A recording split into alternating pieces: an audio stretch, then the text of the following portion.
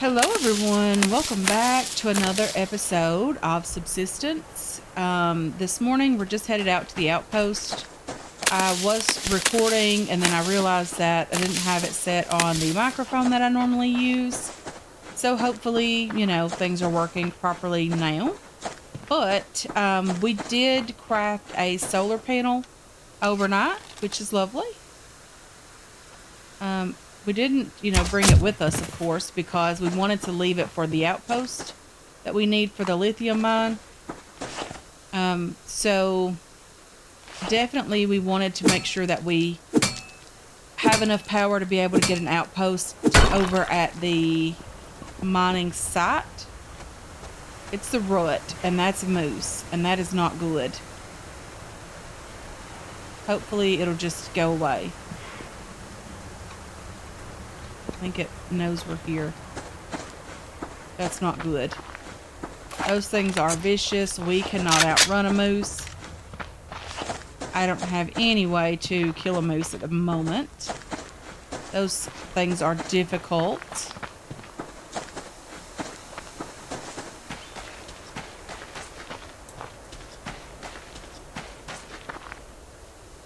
He's just like, nope, not even afraid of you. I'm definitely trying not to be afraid of it, but I also want to live. So let's just swim our way around over to the beach over here. I want to head over toward Ore Rock and see if there's any nice ores over there.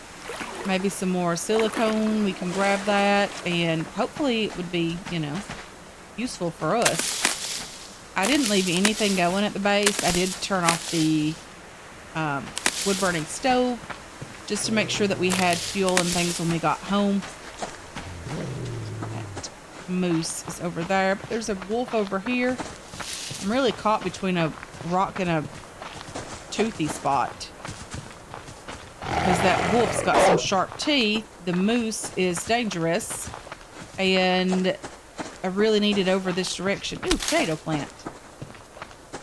Hopefully the wolf has stopped chasing us, because I really want to get over to Ore Rock and have the ability to grab some ores.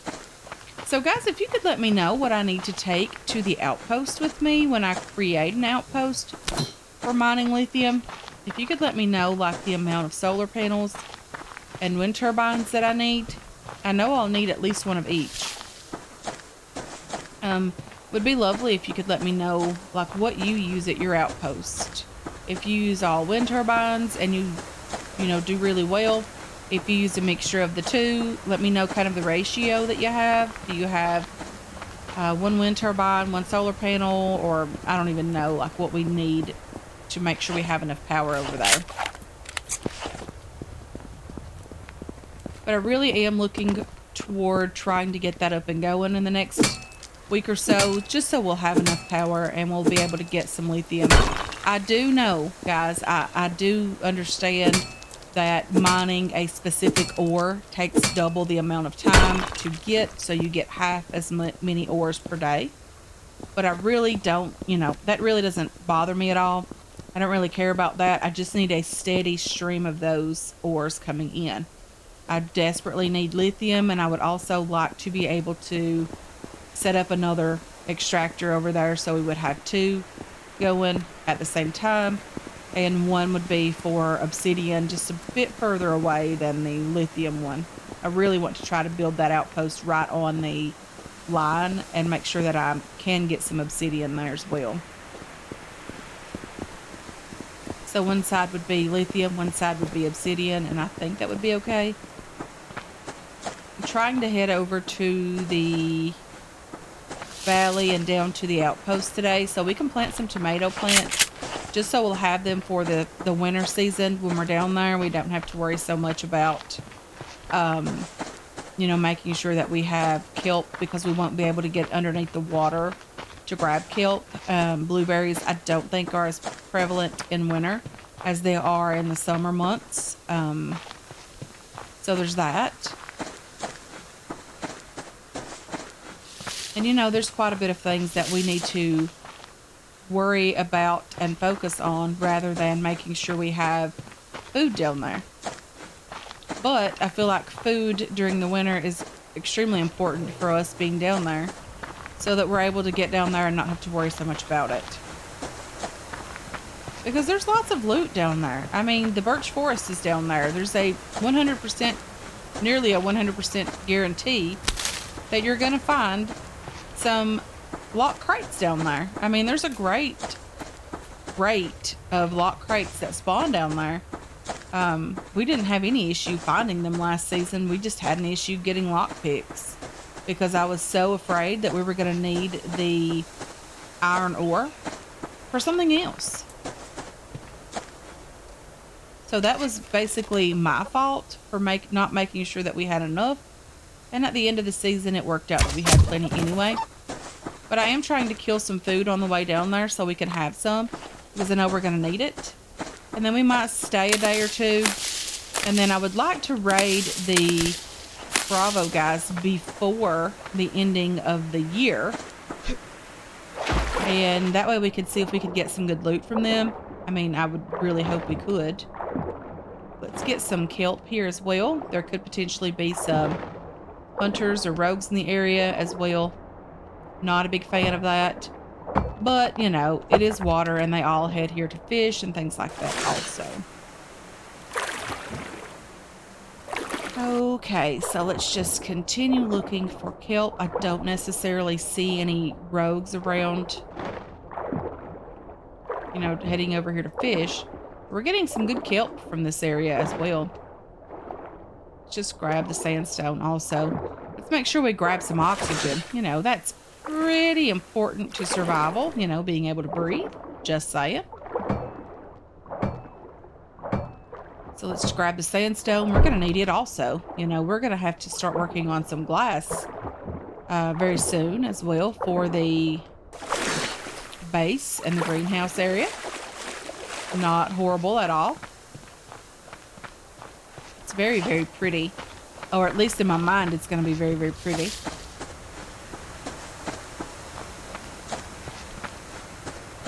I wish there was and if there is, let me know. I don't keep up with all of the updates.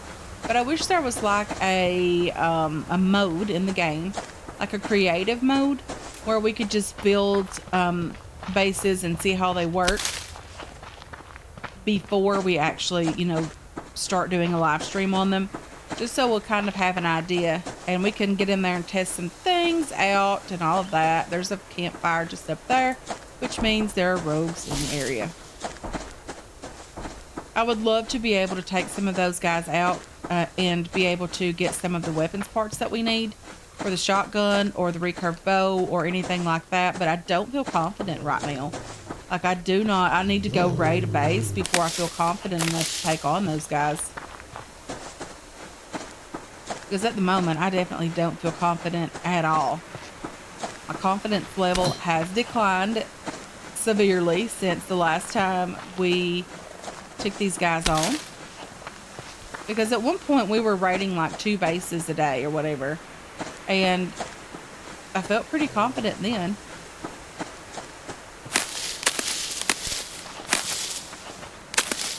Okay.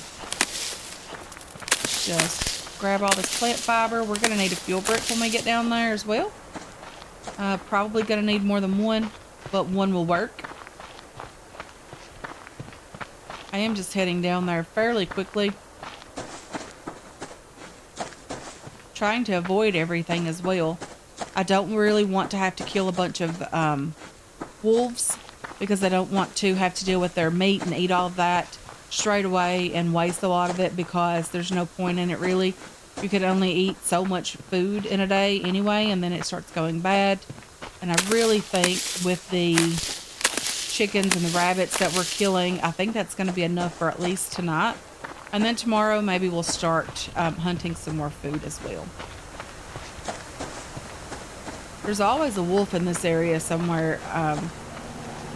We've seen it several times last season.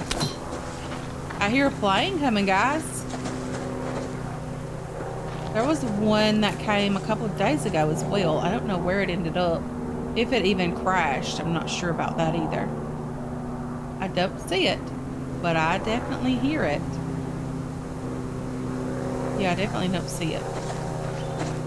That's okay. We know it's probably going to drop out some crates, which I love the addition of the plane, guys, to the game. It really adds like an explanation to where these crates come from. They're just not magically appearing. The plane flying over, and all of them don't crash if I'm not mistaken. But the plane flying over kind of says, hey, you know, they're dropping out some survival stuff to us, but I don't know why they're not rescuing us.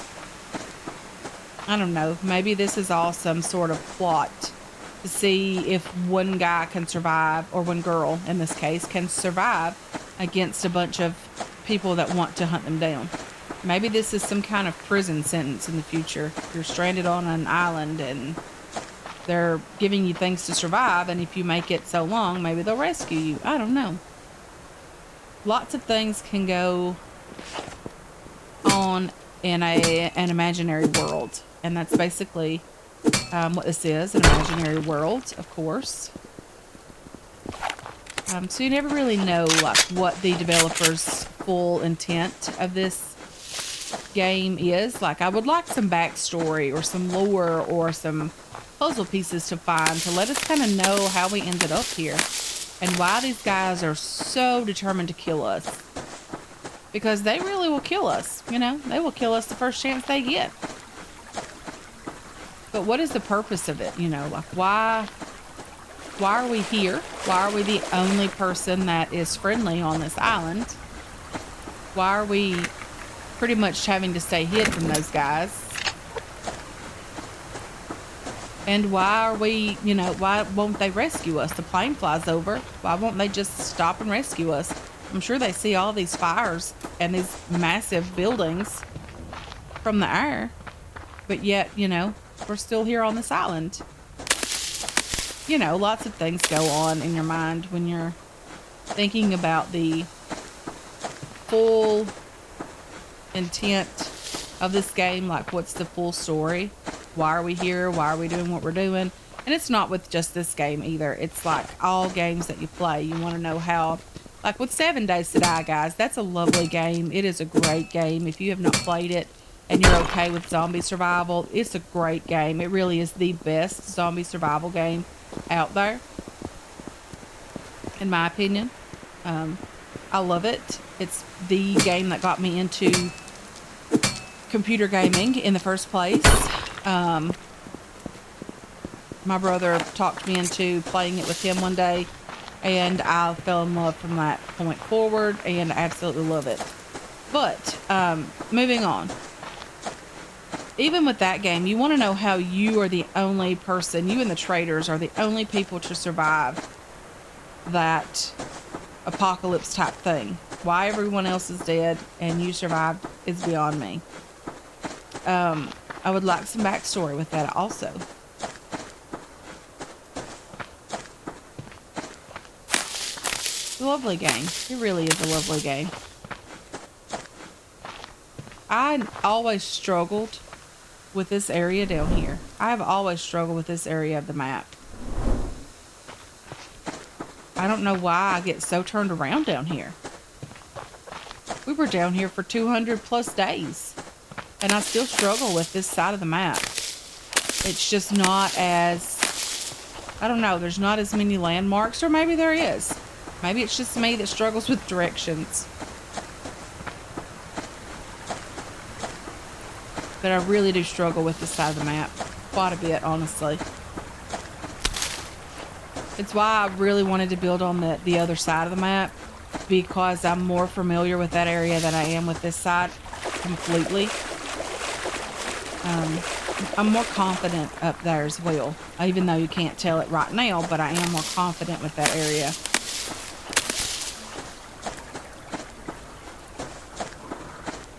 And it's a lovely place for loot. I've said it multiple times. There's just so much more loot up there. Oh dear. Oh dear. We are completely out of stamina.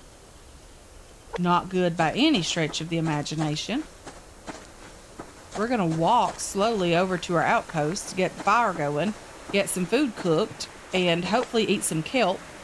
We have some carrots as well. The kelp is not going a long way, guys. It really is not. Do we have a fuel brick? Let's go ahead and get one started.